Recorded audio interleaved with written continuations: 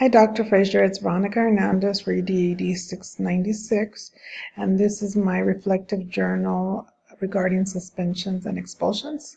And so I was able to visit with two principals. One is an elementary school principal, K through 5, and the other was a vice principal, and she was 6th through 8th grade. And with one, I was able to see suspensions. The elementary one was the one I was able to see suspensions with. And my takeaways that I encountered was the one school that's using PBIS. They both are, but it was very obvious with the elementary school.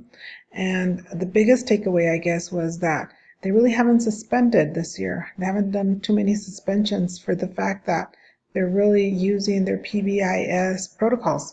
And she provided me with an email that they sent out to teachers, which I really liked. And in this email, she really talks about how before they suspend, there's certain things that are needed. So she had to offer positive interventions, to write infractions. I had not heard about that, and that was something new for me. I always just, heard, well, most teachers just warnings, but these are called infractions. Contact parents and before you decide to suspend, which I think is a very good idea. Look in the queue for information first. If the student previously had already had problems, that's something you should do. Speak with previous teachers. That's another one. Use buddy teachers. If it's a major violation, write an office referral.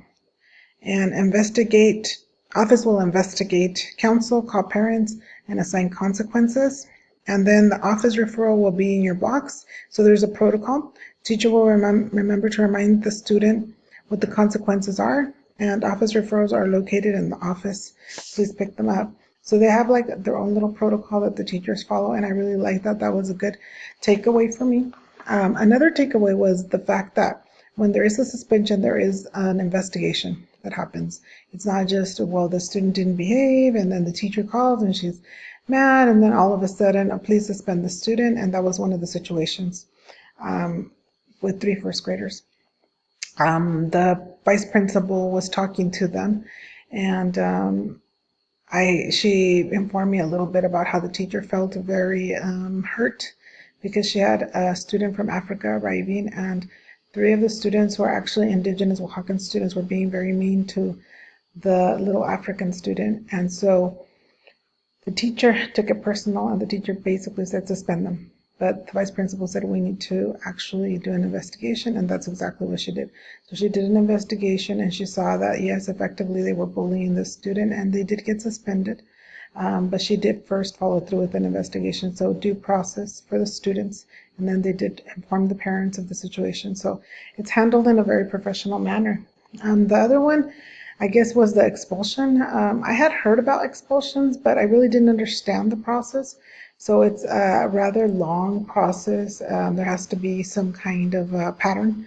The student has been exhibiting different suspensions for different reasons. And finally, the one that I was involved with I learned more about was a student who took a BBN to school.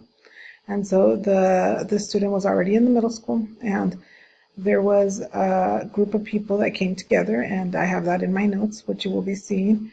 And just the process, I thought it was done by board members. I thought board members were the ones that actually had the expulsion hearing, but what I learned is that board members basically just approve or disapprove whatever the expulsion committee has decided.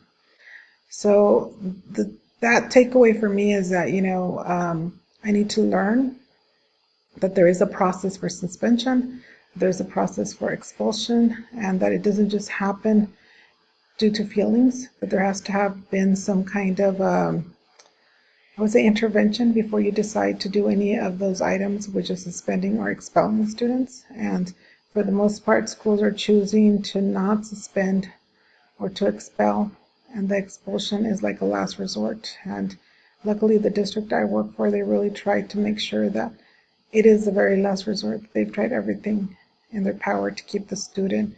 When it becomes safety for other students, that's when expulsions are accepted.